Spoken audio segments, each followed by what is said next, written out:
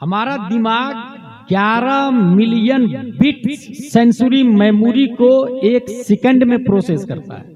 Information की पैमाइश के सबसे छोटे यूनिट को बिट कहा जाता है। 8 बिट का एक बाइट बनता है और 1000 बाइट का एक केबी बनता है, किलोबाइट। 1000 केबी का एक एमबी बनता है, मेगाबाइट। 1000 एमबी का एक जीबी बनता है, गीगाबाइट। 1000 जीबी का एक टीबी बनता है, टेराबाइट। 1000 टीबी का एक पीबी बनता है, पेटाबाइट। 2.5 पीबी डाटा हर इंसान का दिमाग मिन जाने बिल्लाह स्टोर करने की क्षमता रखता है। ये आम दिमाग के बारे में बात कर रहा हूं। फिर हमारे नबी के दिमाग का क्या हाल हो? सुभान अल्लाह, माशाअल्लाह। अल्लामा दहलान ज़ैनी सीरतुन नबविय्या में रकम तराज है, इन्नल्लाह तआला लम युअति जमीअन नास मिन बदाई दुनिया इला इनक़िज़ाइहा मिनल अक़्ल फी जंबि अक़्लिही सल्लल्लाहु अलैहि वसल्लम इल्ला कहब्बत रमलिन मिन बैनि रिमाली दुनिया। 7.5 अरब लोग हैं इस वक्त दुनिया में। आदम से लेकर कयामत तक जितने मिलियन और बिलियन लोग गुजर गए हैं, आने वाले हैं, इन सब की अक्ल पूरी दुनिया के रेगिस्तान का सिर्फ एक जर्रे रेत के बराबर है। पूरी दुनिया के रेगिस्तान, सिर्फ अरब नहीं, सिर्फ राजस्थान नहीं, पूरी दुनिया के रेगिस्तान से सिर्फ एक जर्रे रेत को निकाले, उस एक जर्रे रेत को डिवाइड किया गया है तो न्यूटन, आइंस्टाइन, सुकरात, बुकरात, अरस्तु, केपलर, जरकाली, दुनिया के तमाम दकातिरा, इवन अंबिया की अक्ल का भी वजूद है, इवन अंबिया इकराम की अक्ल का भी। और सरापा रेगिस्तान खल्लाक़े दो आलम ने मुस्तफा को अक्ल अता फरमा दी है। सुभान अल्लाह, माशाअल्लाह। ये मैं इसलिए बोल रहा हूं कि मेराज में एक खास पस मंजर है, और वो है ये कि जितना इंफॉर्मेशन डाटा हमारे नबी के पास स्टोर है, दुनिया में किसी और के पास न है, न हो सकता है। बेशक। और ये हुआ मेराज के जरिए भी, क्योंकि हम जिस मोबाइल में हैं www.world.com लाइव, सीधे दुनिया की तस्वीर मैप में आएगी। उसको जूम करें आप तो इंडिया आएगा, और जूम करे तो दिल्ली आएगी, और जूम करे तो ये जो जलसा हो रहा ना ये जगह आ जाएगी, और जूम करे तो आप अपने आप को देख लेंगे। आप अपने मोबाइल में जो खुद को देख रहे हैं या दुनिया को देख रहे हैं, इसमें दो वास्ता है, एक मोबाइल है और दूसरा सैटेलाइट है। अगर सैटेलाइट को हटा दिया जाए तो भी आप मोबाइल में नहीं देख सकते, मोबाइल को हटा दिया जाए तो भी आप नहीं देख सकते हैं दुनिया में। और सैटेलाइट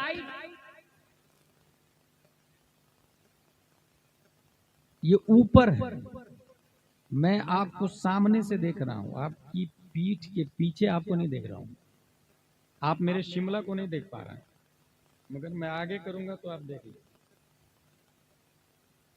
लेकिन आप अगर ऊपर चले जाते हैं तो आप चारों तरफ से मुझे देख लीजिए, मैं ऊपर चला जाऊं तो आपको चारों तरफ से देखूंगा। इसीलिए सैटेलाइट ऊपर है और वो चारों तरफ से दुनिया को देख रहा है। वो फ्लाइट का रूट तय करता है, किस मुल्क की फौज किस मुल्क की सरहद को क्रॉस कर रही है, सैटेलाइट के जरिए वक्त से पहले इंफॉर्म कर दिया जाता है। तूफान की रफ्तार क्या है और किन लोगों को बहा ले जाएगा, सैटेलाइट के जरिए पहले ही आगाह कर दिया जाता है। सैटेलाइट ऊपर, पहली बार दुनिया में सैटेलाइट छोड़ा गया था 4 अक्टूबर 1957 को। First artificial satellite launched by Soviet union on 4 अक्टूबर 1957। ये ऊपर गया, उसी के जरिए इस वक्त डाटा, इंफॉर्मेशन डाटा अमेजोन के पास सबसे ज्यादा, मेटा के पास, गूगल के पास, ट्विटर के पास, एप्पल के पास।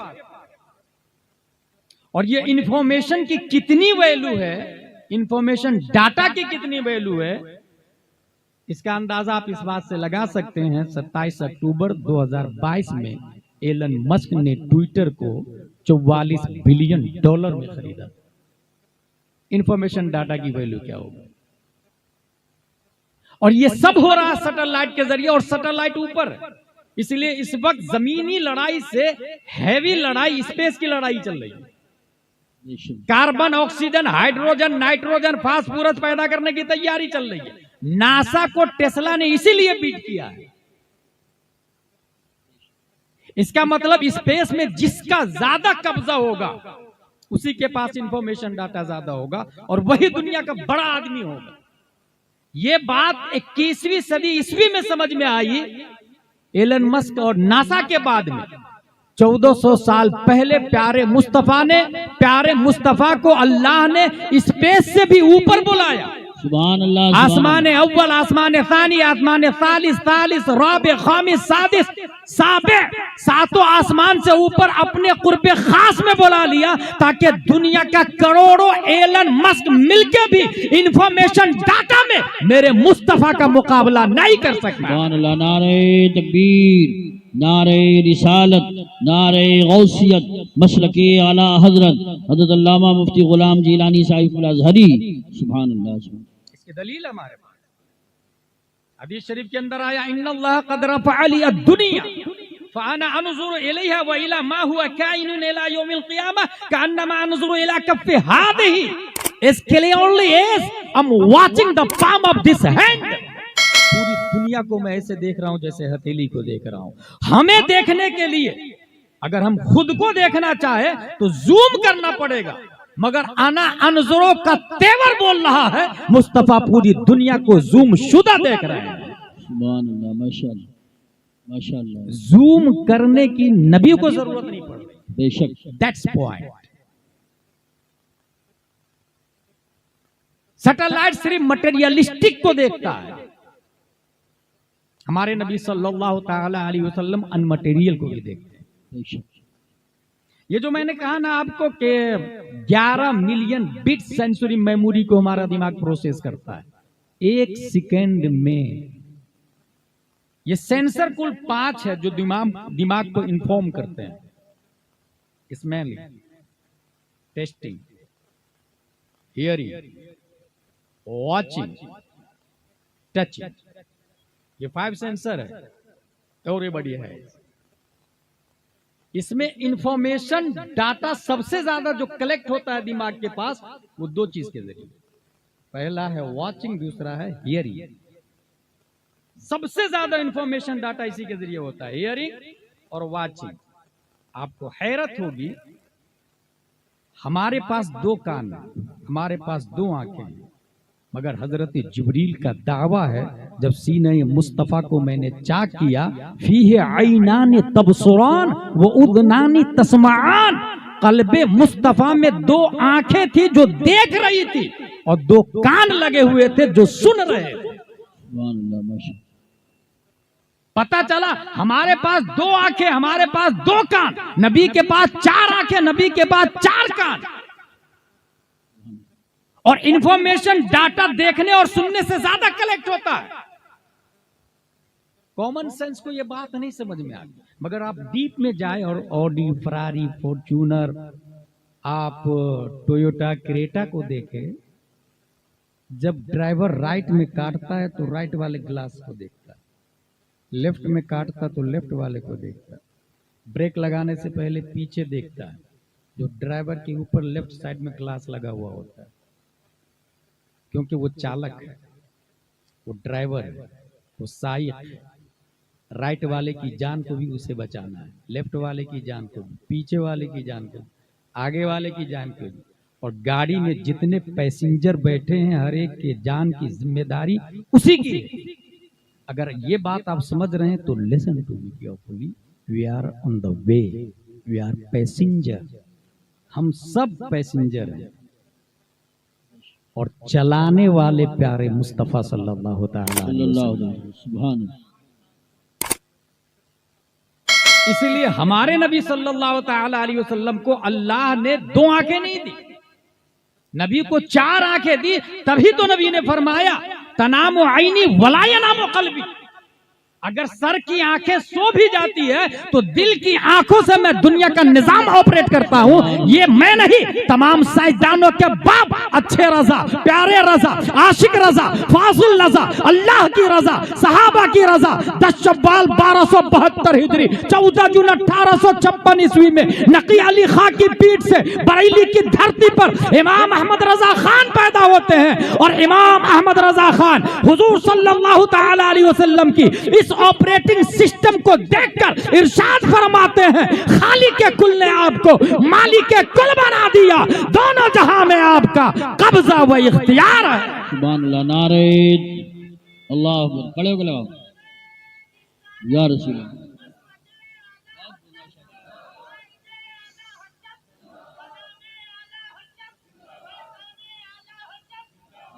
जिंदाबाद अल्लाह। इंफॉर्मेशन डाटा 2 चीजों के जरिए हमारे पास ज्यादा आता है, वॉचिंग और हियरिंग। इस आयत पे गौर करें, इन्नहु हुवस समीउल बसीर, वॉचिंग और हियरिंग यहां भी आया है।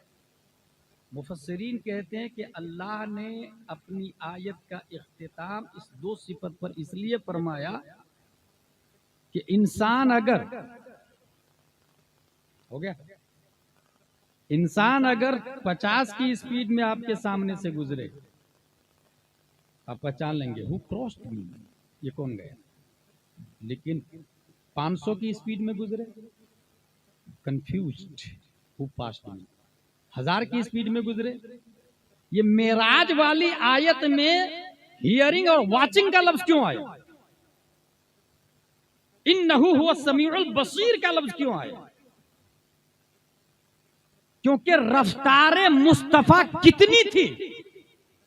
सुभान अल्लाह। आला हजरत का कलम ये कह के खामोश हो जाता, सुराग ऐनो मता कहां था, निशान कैफो इला कहां था, न कोई राही न कोई साथी न संग मंजिल न मरहले थे। हुआ ये आखिर के एक बजरा तमव्वुजे बहरे हु में उभरा, दना की गोदी में उनको लेकर फना के लंगर उठा दिए थे। मालूम नहीं कितनी रफ्तार थी, मगर आइंस्टाइन ने एक बात बताई थी कि रोशनी की रफ्तार 1 सेकंड में 1,86,000 मील है। अब बात समझ में आ गई कि जब रोशनी की रफ्तार 1,86,000 मील 1 सेकंड में है, तो हमारे नबी तो नूर अला नूर है। हमारे नबी की रफ्तार भी रोशनी की रफ्तार से ज्यादा है। इतना तो समझ में आता है। अच्छा, ये अगर हजम नहीं हो कि हमारे नबी नूर है, तो इसकी हजरत आमिना रदियल्लाहु अन्हा से दलील दूंगा मैं। अगर आज की माँ प्रेग्नेंट हो, अरबी में उसे हामिला कहा जाता है, जिसका मतलब है बोझ उठाने वाली। अरबी में लिखा रहता है अरब कंट्री में ममनूउल हमाला, ममनूउन नकला। नकला कहते हैं पैसेंजर गाड़ी और हमला कहते हैं ट्रांसपोर्टेशन गाड़ी, मालगाड़ी।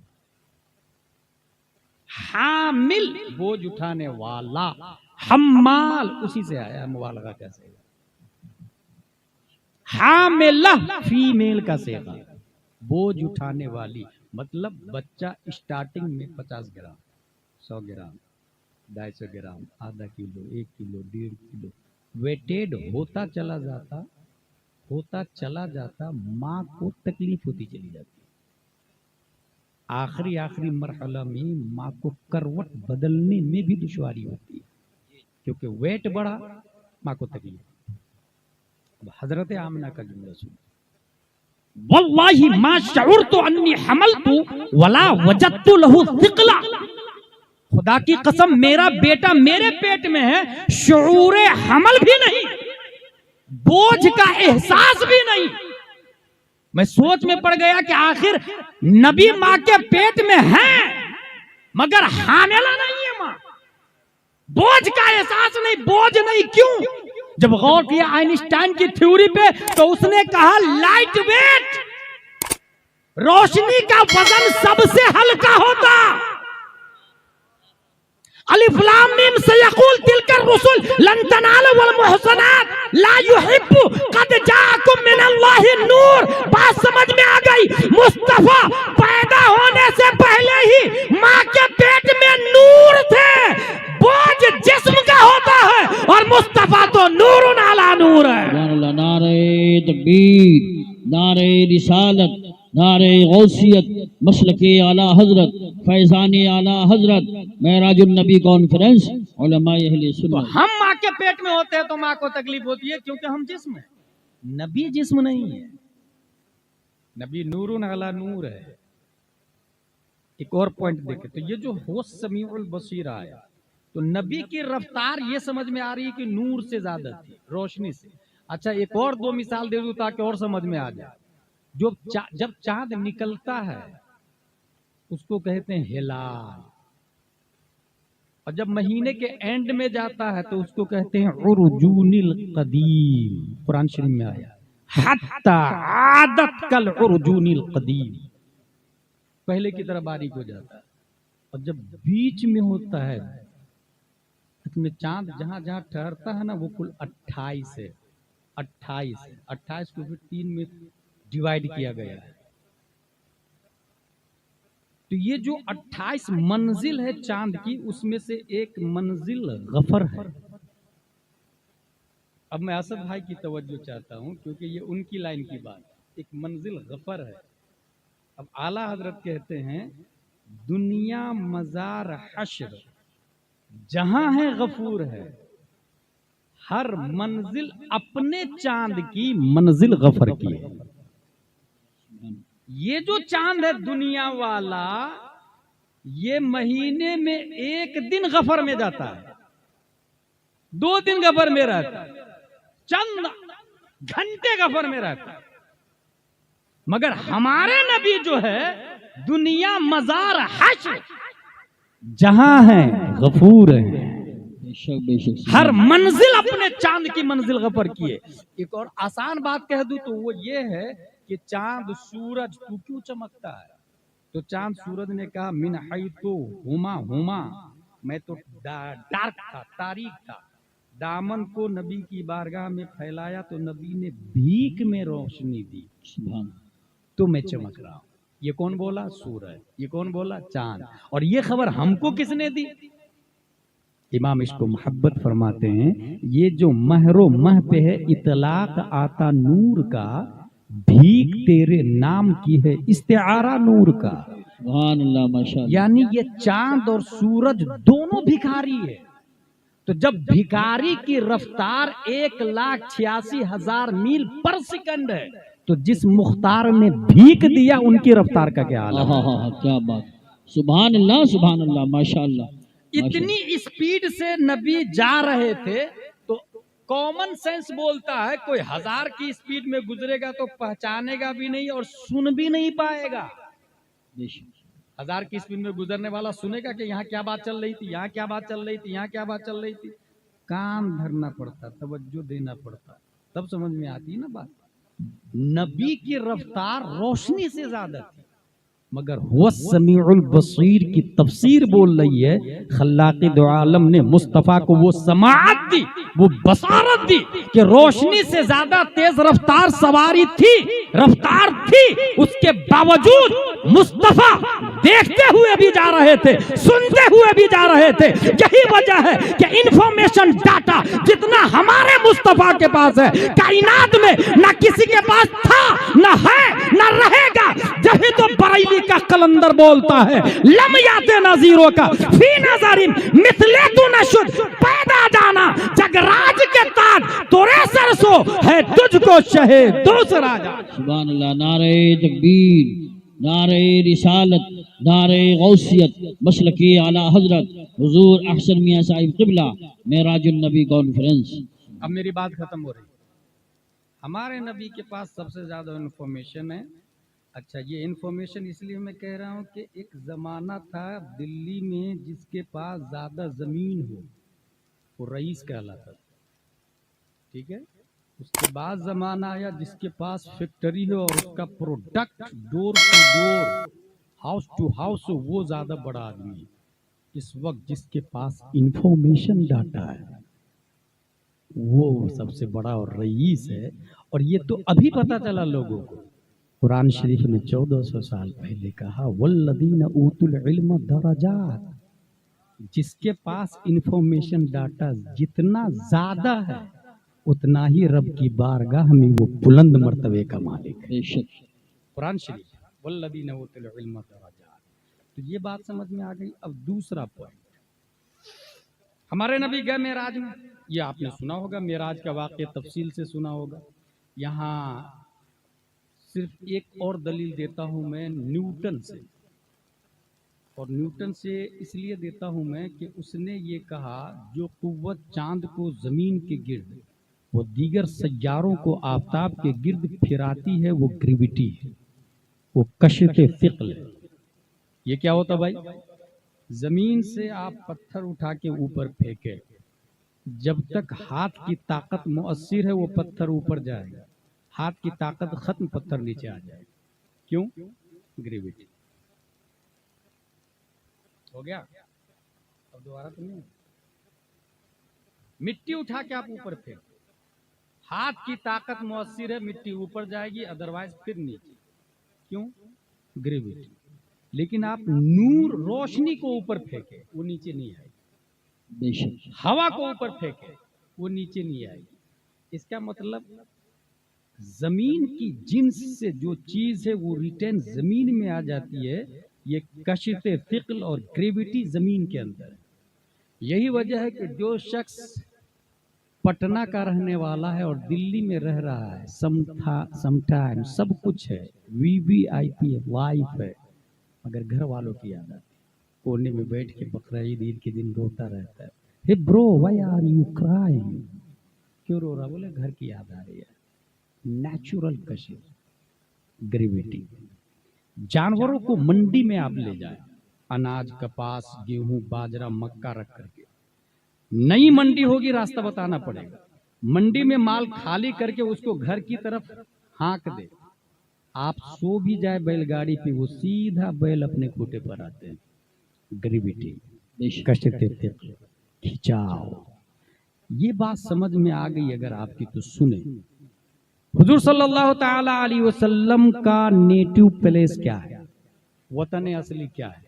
नबी के अंदर ग्रेविटी कहाँ की? सुभान अल्लाह। अगर कोई कहता नबी का वतन असली मक्का है, मैं इसे नहीं मानता, क्योंकि मक्का बाद में बना, नबी पहले पैदा हो चुके थे। बेशक। अगर कोई कहता नबी का वतन असली मदीना है, मैं इसे भी ब्लैक लिस्ट में डालता, क्योंकि मदीना बाद में बना, नबी पहले पैदा हो चुके हैं। अगर कोई कहता नबी का वतन असली जन्नत है, मैं इसे भी रिजेक्ट करता, क्योंकि जन्नत बाद में बनी, नबी पहले पैदा हो चुके हैं। अगर कोई कहता है नबी का वतन असली अर्श आजम है, मैं इसे भी नहीं मानता, क्योंकि अर्श आजम बाद में बना, नबी पहले पैदा हो चुके हैं। फिर नबी का वतन असली है क्या? हदीस नूरी पे गौर किया, बिग बैंग थ्योरी पे गौर किया, तो ये किताबों के अंदर लिखा हुआ है, in short the big bang hypothesis state that all of the current and past matter in the universe came into existence at the same time roughly 13.8 billion years ago. At this time all matter was compacted into a very small ball with infinite density and intense heating called a singularity. Suddenly the singularity began expanding and the universe as we know it began. पूरी दुनिया अपने वजूद से पहले एक dot की शक्ल में थी। जब हदीस का मुताला किया तो पता चला वो डॉट नूरे मुस्तफा है। अल्लाह ने सबसे पहले नूरे मुस्तफा को पैदा किया, और जब जन्नत थी ही नहीं तो रखा कहां? आसमान था ही नहीं तो रखा कहां? जमीन थी ही नहीं तो रखा कहां? मक्का मदीने का वजूद नहीं तो रखा कहां? मानना होगा अल्लाह हमेशा से है और हमेशा रहेगा, लिहाजा अल्लाह ने नूरे मुस्तफा को पैदा कर करने के बाद अपने कुर्बे खास में रख लिया। यहीं से साबित हुआ नबी का वतन असली कुर्बे मौला है, नबी का नेटिव पैलिस कुर्बे मौला है। अब बात समझ में आई, यही मुस्तफा कुर्बे मौला से जब मक्के में पैदा होते हैं 571 ईस्वी, अब्दुल्ला की पीठ से, आमिना के बतन से, मकाम बैदा पीर के दिन सुबह सादिक 9 महीने माँ के पेट में रहे, तब मुस्तफा पैदा होते हैं। और यही मुस्तफा उसी मक्का से जब वतन असली की तरफ जाते हैं तो 9 महीने नहीं लगे, 9 घंटे नहीं लगे,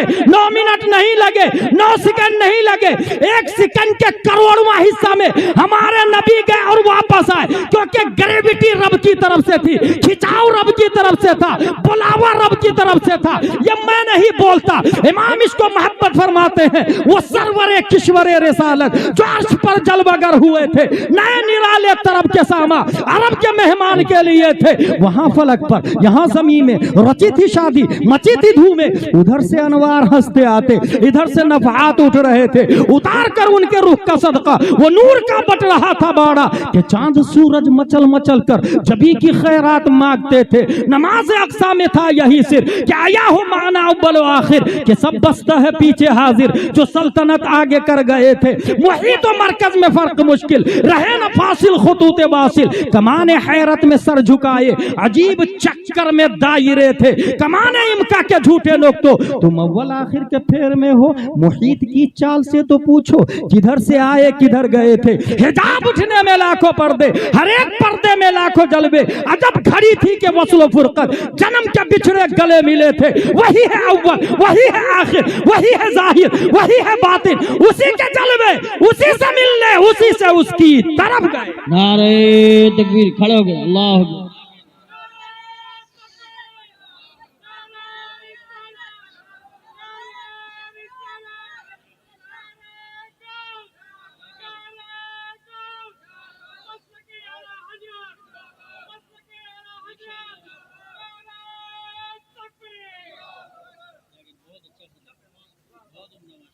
अच्छा, गरीबिटी रब की तरफ से थी, इसके बारे में एक वाज़ेह शेर है असद भाई।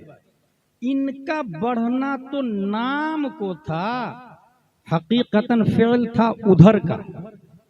तनज़्ज़लू में तरक्की अफ़ज़ा दना तदल्ला के सिलसिले थे। ये आला हजरत का शेर है। अशरफ मियाँ ने कहा था मनारे कसरे रजा तो बुलंद काफ़ी है, तुम उसके पहले ही जीने पे चढ़ के दिखला दो। फतावा रज़विया तो एक करामत है, जरा हदाई के बख्शिशी पढ़ के दिखला दो। बेशक बेशक। इनका बढ़ना तो नाम को था, हकीकतन फ़िल था उधर का। तनज़्ज़ुलू में तरक्की अफ़ज़ा दना तदल्ला के सिलसिले।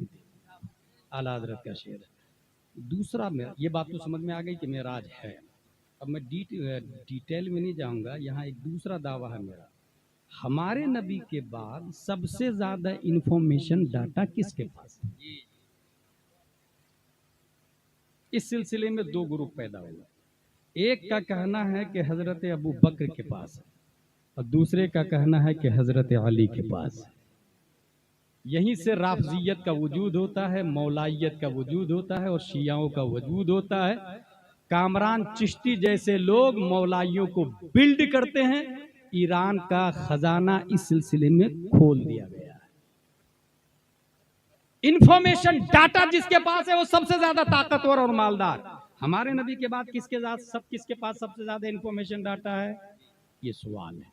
इस सिलसिले में मैं आपको बताऊं, बुखारी शरीफ इसके अंदर जल्दी से निकाल के दे दीजिएगा।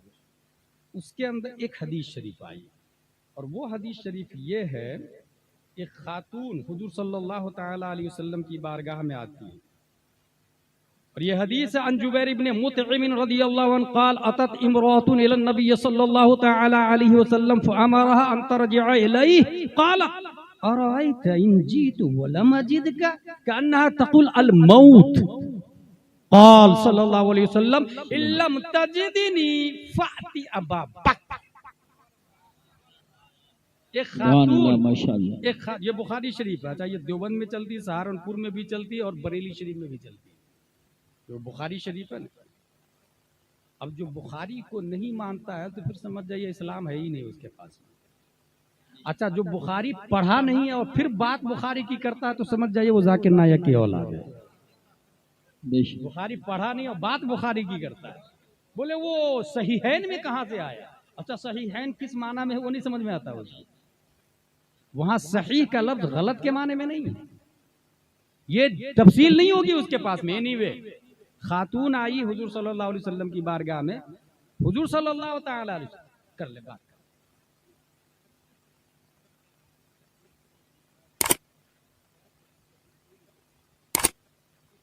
हुजूर सल्लल्लाहु तआला अलैहि वसल्लम ने पूछा नहीं ऐ खातून क्यों आई, बस कहा कि बाद में आना। बैतुल माल का मामला था या कोई मसला पूछने आई थी या कोई निकाह तलाक का मामला था, कुछ भी नहीं नबी ने पूछा। अंतर इलैहि, बाद में आना।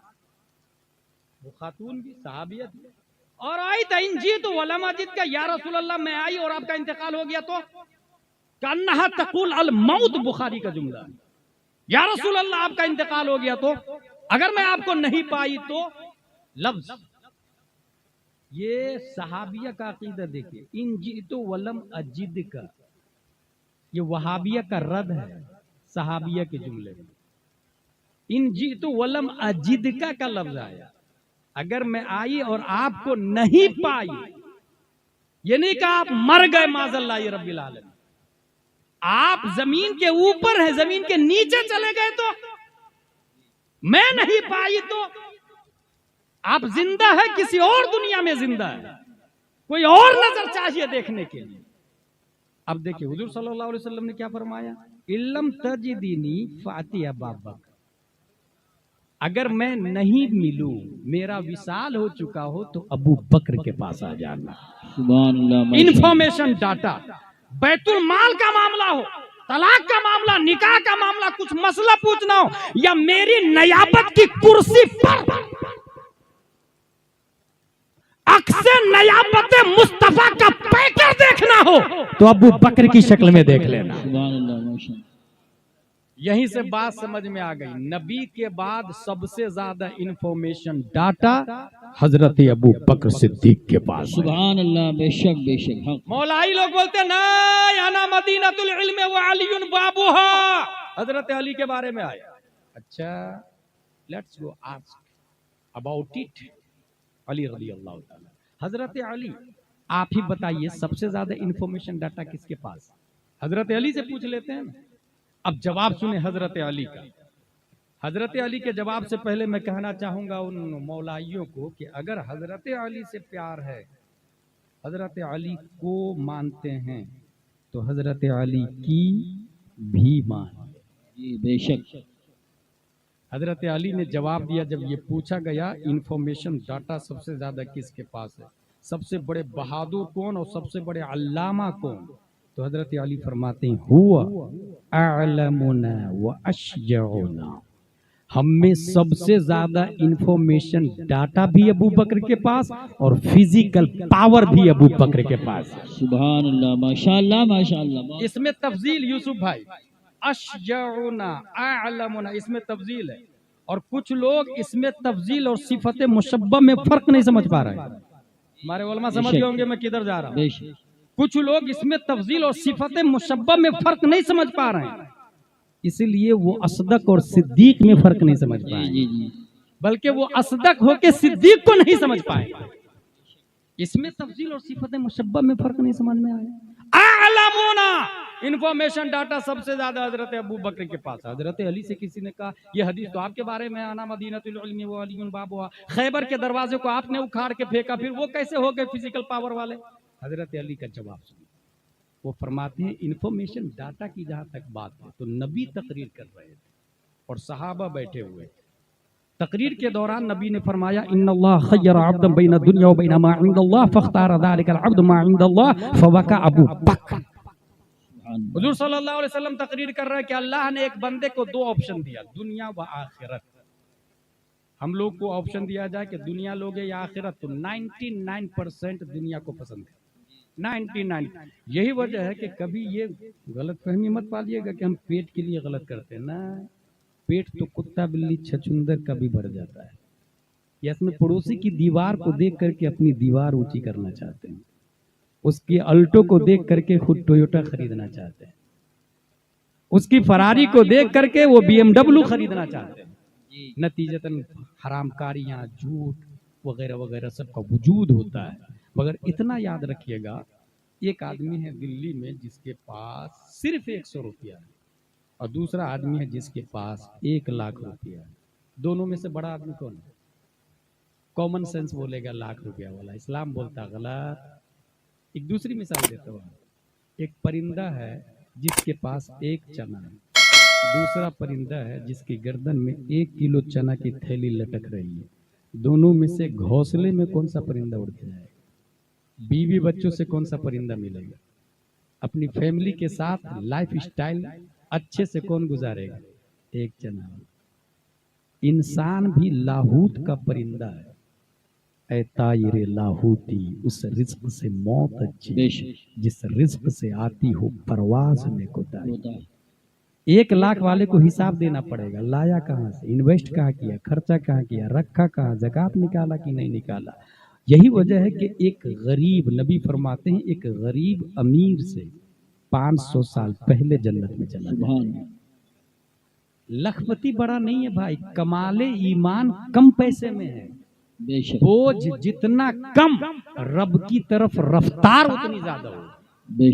बोझ जितना कम, यही वजह है कि हमारे नबी के पास दुनिया का बोझ इतना कम था कि आप मालिके कुल हैं मगर मालिके निसाब नहीं है। ये हमारे उलमा समझ गए, मालिके निसाब समझते हैं आप लोग, जिस पे ज़कात फर्ज होती है। नबी के पास इतना पैसा ही नहीं जमा होता था कि ज़कात फर्ज हो।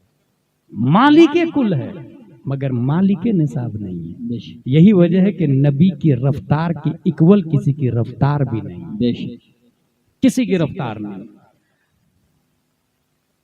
अच्छा, बहुत सारे भाई दुनिया के चक्कर में आप देख लीजिएगा, वो बिल्डिंग पे बिल्डिंग बना लेंगे और वो भी पड़ोस में जो गरीब है उसकी जमीन भी दबा के बना लेंगे। अब बिल्कुल परवाह नहीं करेंगे कि वो बेचारे का हिसाब हश्र में देना पड़ेगा।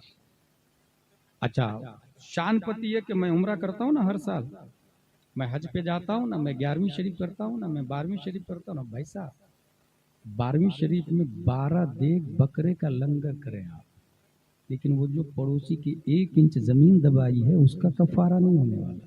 जी बेशक, आप जिंदगी भर उम्रा कर ले, लेकिन किसी का अगर 1000 दबाया है तो उसका कफारा नहीं होने वाला। ये ऐसे ही है जैसे कुआं में कुत्ता गिर के मर गया, आप पूरा पानी निकाले, कुआं पाक नहीं होगा, पहले कुत्ते को निकालना पड़ेगा। ऐसे ही हाथ में गोबर है और आप नहा रहे हैं समंदर में जाके, जिंदगी भर नहाए, पाक नहीं होंगे, पहले गोबर को छोड़ना पड़ेगा। दिल में जो वो 1 इंच जमीन है वो नजासत गलीजा है, हुकूकुल इबाद है, उसे वापस करे।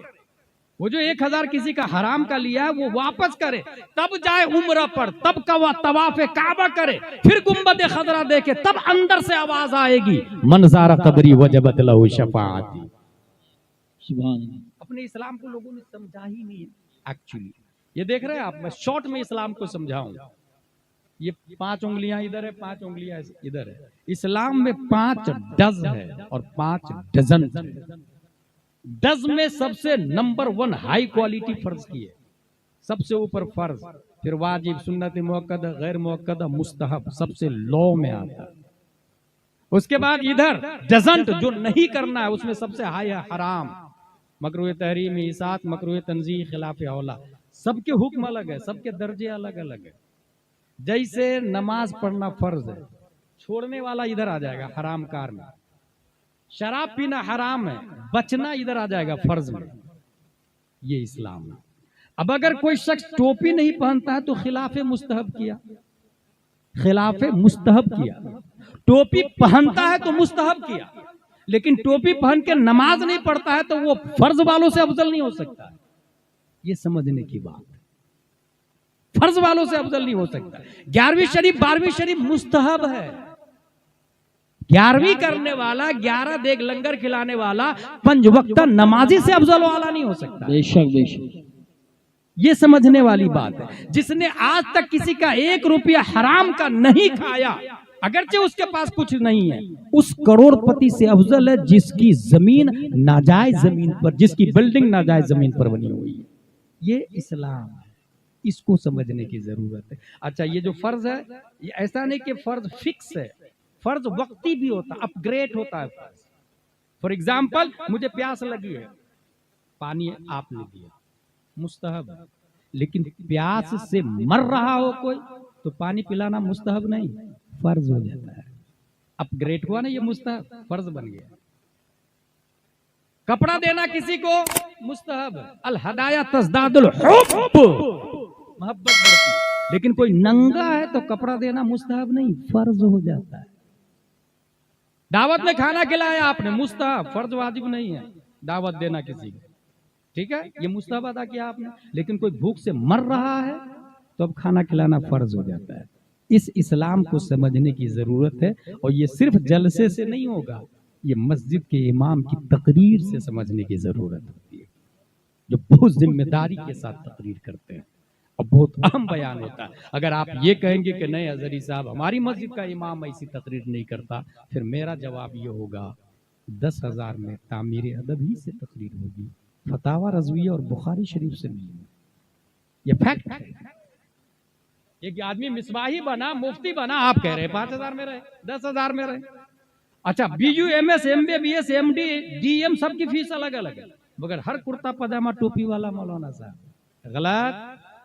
नाजरा खां अलग है, हाफिज अलग है, कारी अलग है, आलिम अलग है, फाजिल अलग है, मुफ्ती अलग है, मुहक्किक अलग है, मुजद्दिद अलग है, मुफस्सिर अलग है, मुहश्शी अलग है, मुशर्रिह अलग है, और सबकी तनख्वाह अलग है। आप सबको एक ही रंग में देखेंगे। नतीजतन जो हालात है, मैं नहीं कहना चाहता क्या क्या हालात है, वो सब आप देख रहे हैं। चेंजिंग की जो जरूरत है वो ये कि first of all change your thought, नजरिया को बदलना हो, सोच को बदलना हो। दुनिया जिसके पास है वो बड़ा आदमी नहीं है।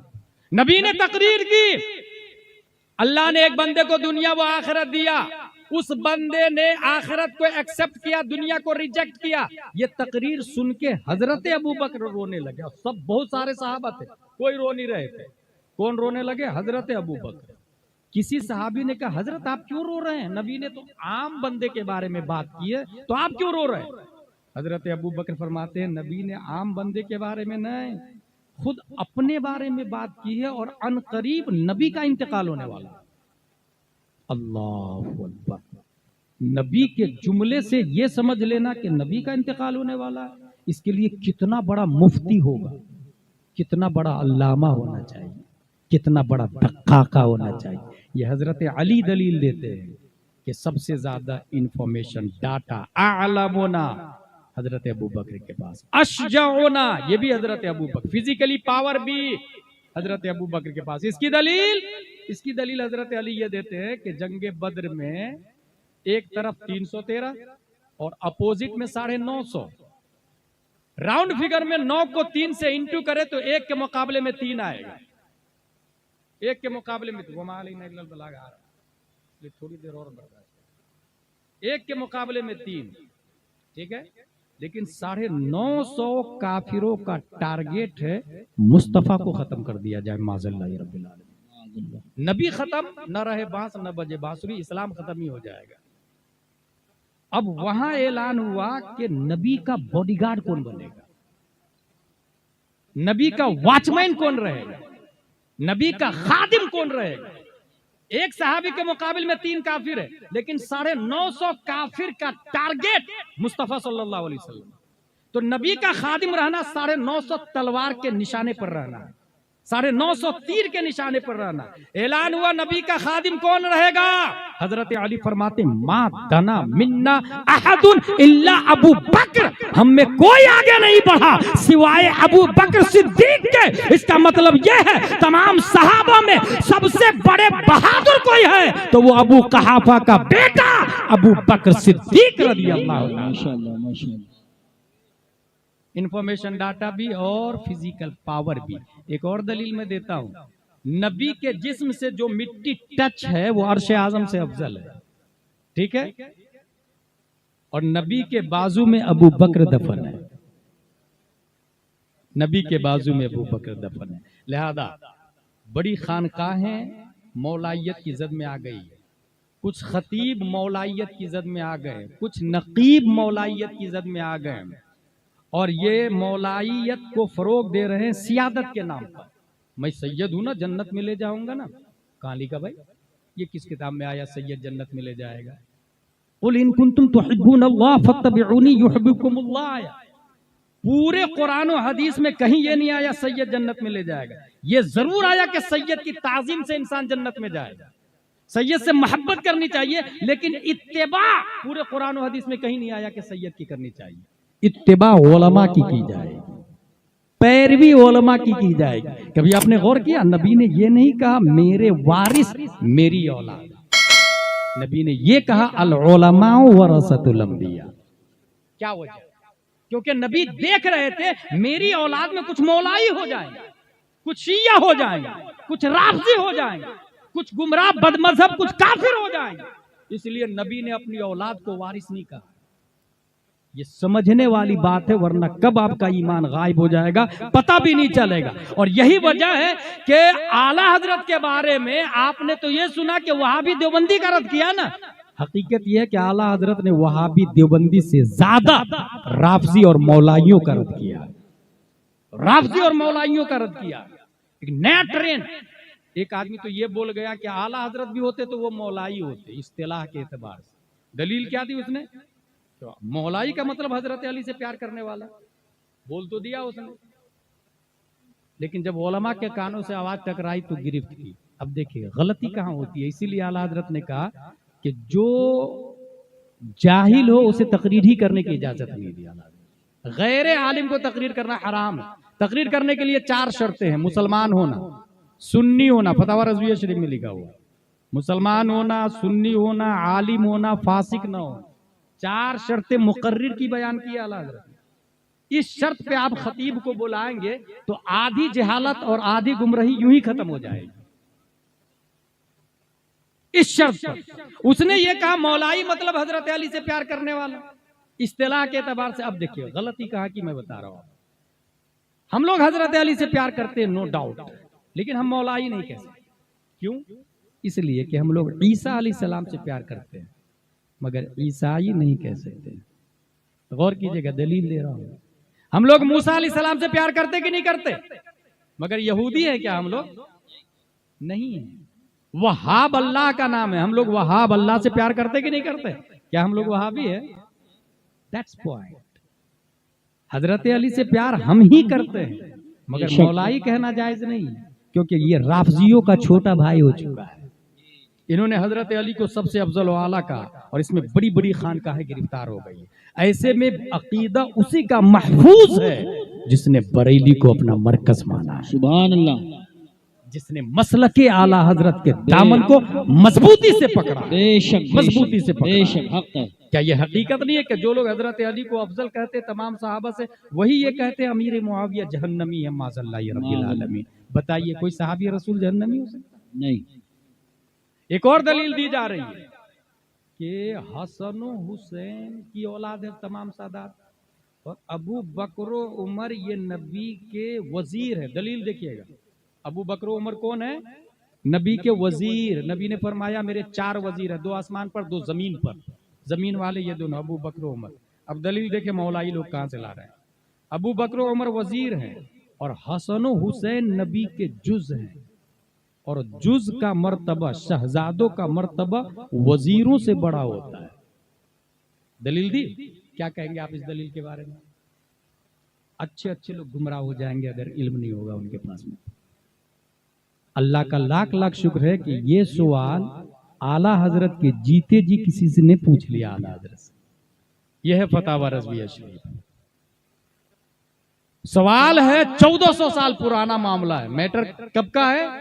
हजरत अबू बकर वाला मैटर है, हजरत हुसैन वाला मैटर है। 1450 साल पुराना केस है। अदालत की कुर्सी पर कौन है? अदालत है शरीयत की, और supreme court, Islamic supreme court के जज कौन है? इमाम अहमद रजा खान फाजिल बरेलवी। उनसे पूछ लिया गया, क्या फरमाते उलमाए हक्कानिय्यीन अहले सुन्नत व जमाअत कस्सरहुमुल्लाह व नसरहुम व इमदादहुम मसला ज़ैल में कि ज़ैद बिहम्दिल्लाह ताला किसी जरूरी दीनी का इनकार बल्कि उसमें शक भी नहीं करता। बावजूद उसके उसका अकीदा यह है कि सैयदना सिद्दीक अकबर अगरचे अफजल उन्नास बादल अंबिया है, लेकिन बहुक्म मामिन आमिन इल्ला वक़द खुस्सा मिनहुल बास, कोई आम नहीं मगर उसमें से बाज अफराद को खास कर लिया गया हो। इस नास से हसनैन मुस्तस्ना है। क्यों? इसलिए कि हसनैन करीमैन रदियल्लाहु अन्हुमा शहजादा गान है और हजरत खुलफाए अरबा वज़ारा हैं, और वज़ारा से शहजादों का मर्तबा बड़ा होता। तो मालूम हुआ कि हसनैन करीमैन खुलफाए अरबा से बड़े और अफजल है। ये सवाल पूछा गया, कैसे बेशक कह दिया? सुन रहे हैं मैं क्या बोल रहा हूं? शहजादों का मर्तबा वज़ारा से बड़ा होता, लिहाजा वो अफजल है। ये अकीदा रखना कैसा? उमर ने जैद से ये कहा, इसका मतलब हसन हुसैन हजरत अली से भी अफजल है। बोले हाँ क्यों नहीं, हजरत अली से भी अफजल। ये अकीदा। अब आला हजरत से पूछा जा रहा है, दरियाफ्ते तलब ये अमर है कि जैद का इस्तिदलाल कैसा है, वो सुन्नी रहा कि नहीं रहा, उसकी सुन्नियत में कुछ फर्क नक्स आएगा कि नहीं आएगा। अब आला हजरत का जवाब सुनो। आला हजरत फरमाते हैं, अगर वो ये कहता हजरत हसनैन करीमैन रदियल्लाहु अन्हुमा बवजह जुज़इयत करीमा एक फजले जुज़ई रखता हजरत आलिया पर, तो ये हक था, मगर उसने अपनी जहालत से फजले कुल्ली सिबतैन को दिया और अफजलुल बशर बादल अंबिया अबू बकर सिद्दीक को आम मखसूस मिनुल बास ठहराया और उन्हें यानी हसन हुसैन को मौला अली से अफजल कहा। ये सब बातिल खिलाफ अहले सुन्नत है। इस अकीदा बातिला से तौबा फर्ज है। वो सुन्नी नहीं रहा और उसने जो दलील दी ना जुज वाली, उसकी दलील महज मरदूद जलील। अब आला हजरत अपनी दलील देते हैं, वो सुने। आला हजरत मुजद्दिद है ना, उनकी दलील सुने। आला हजरत फरमाते हैं, अगर जैद की दलील सही होती कि जुज वजीर से बड़ा होता है, तो इस वक्त जितने सादात है हिंदुस्तान में, ये सब भी तो नबी के जुज ही है ना किसी दर्जे में। गौर कीजिएगा आला हजरत की दलील। जितने सैयद है अभी, मारहरा शरीफ, कालबी शरीफ, केचौदा शरीफ, बिलगराम शरीफ, मसौली शरीफ, जितने शरीफ है, जितने सादात एजाम है, ये सब नबी के बेटे के बेटे के बेटे के बेटे ही है ना, तो नबी के जुज हुए। तो क्या ये अबू बकर से अफजल है? अगर जुज़इयत की बुनियाद पर अल्लाह के यहाँ मर्तबा अफजल हो तो लाजिम आएगा आज का भी सैयद अबू बकर से अफजल हो, मगर ये दावा कोई नहीं करता है। बल्कि मैंने देखा है गुलजार मियाँ और गयास मियाँ अपने आप को ताजुश शरीयत से अफजल नहीं समझते हैं, तो अबू बकर से अफजल कैसे हो सकते हैं? सुभान अल्लाह, माशाअल्लाह माशाअल्लाह। यही समझने की जरूरत है। अगर इल्म नहीं होगा तो आपको गुमराह कर देंगे और आपको पता भी नहीं चलेगा।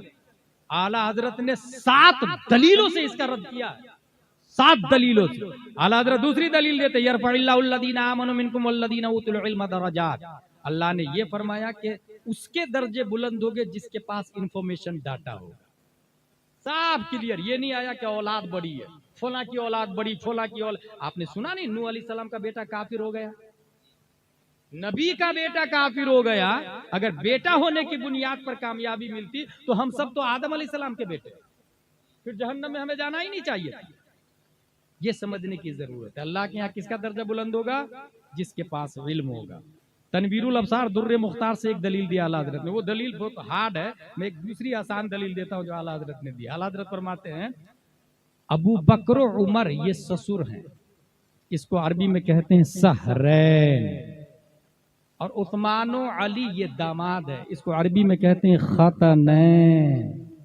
सहरैन खतनैन, नबी के करीब ससुर है या दामाद है?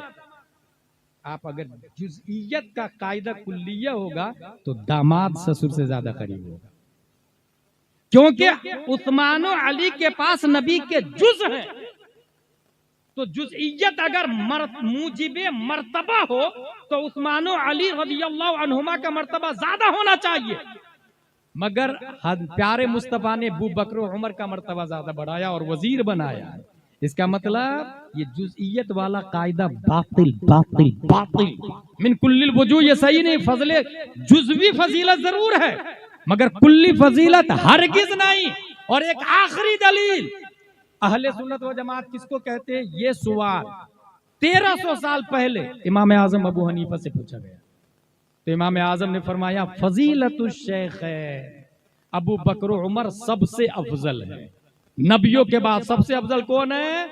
अबू बकर उमर। जो इसको माने वही सुन्नी सही अकीदा है। अबू बकर उमर सबसे अफजल, और यही अकीदा इमाम शाफई का, यही अकीदा 4वीं सदी हिजरी के मुजद्दिद इमाम अबू हामिद अल अस्फराइनी का, यही अकीदा 5वीं सदी हिजरी के मुजद्दिद इमाम गजाली का, यही अकीदा 6वीं सदी हिजरी के मुजद्दिद इमाम फखरुद्दीन का, यही अकीदा 7वीं सदी हिजरी के मुजद्दिद इमाम तकीयुद्दीन अद-दकीक का, यही अकीदा 8वीं सदी हिजरी के मुजद्दिद इमाम ज़ैनुद्दीन इराकी का, यही अकीदा 9वीं सदी हिजरी के मुजद्दिद मुल्ला अली कारी का, यही अकीदा 10वीं सदी हिजरी के मुजद्दिद अल-फसानी का, यही अकीदा 11वीं सदी हिजरी के मुजद्दिद मीर अब्दुल वाहिद बिलगिरामी का, यही अकीदा 12वीं सदी हिजरी के मुजद्दिद अल्लामा अब्दुल कादिर बदायूनी का, यही अकीदा 13वीं सदी हिजरी के मुजद्दिद शेख अब्दुल हक मुहद्दिस दहलवी का, यही अकीदा 14वीं सदी हिजरी के मुजद्दिद सुन्नियों की आन बान शान इमाम अहमद रजा खान का। सुभान अल्लाह, माशाअल्लाह माशाअल्लाह। बहुत यानी उस अफजलुल खल्क बादर रुसुल सानित नहीं ने हिजरत पे लाखों सलाम, अव्वली दाफे अहले रिफ्जो खुरूज, 4वीं रुकने मिल्लत पे लाखों सलाम। राफजियों का सबसे पहला रद्द किसने किया आप लोग को पता है? हजरत अली रज़ी अल्लाह ताला। अव्वली दाफे अहले रिफ्जो खुरूज, 4वीं रुकने मिल्लत। एक दिन हजरत हसन, अभी असद भाई नाज शरीफ सुनाए। अच्छा, मैं एक बात फिर बता दूं, पूरे हिंदुस्तान में वाहिद है ये जो महज शायर है, कोई तकरीर नहीं करते और आती भी नहीं और नहीं दावा है, ठीक है, महज नातखा है, शायर है, शोरा की दुनिया में मसलक आला हजरत की नशर व इशाअत कर रहे हैं। अगर कोई सुलह कुल्ली बोलाता नहीं जाते, अगर किसी ने कह दिया स्टेज पर आला हजरत का शेर नहीं पढ़ोगे, फिर नजराना दे या नहीं दे वो आला हजरत का शेर पढ़ के छोड़े। और ये मैं नहीं बोलता, ये उलमा जानते हैं। इसीलिए मैंने कहा कि शोरा की दुनिया में मसलक आला हजरत के सबसे बड़े मुबल्लिग है ये। इस जुमले को सुनकर कुछ लोग, अच्छा देखिएगा, मेरी दलील को कोई नहीं काट रहा, लेकिन मुझको लान तान कर रहे हैं। एक आदमी तो ये बोला कि इनका भी हो सकता है परसेंटेज, उसका जिम्मेदार वो। ये अबू जहल वाला तरीका है कि नबी के दलील को नहीं काट रहा था मगर गालियां दे रहा था माज़ल्लाह रब्बुल।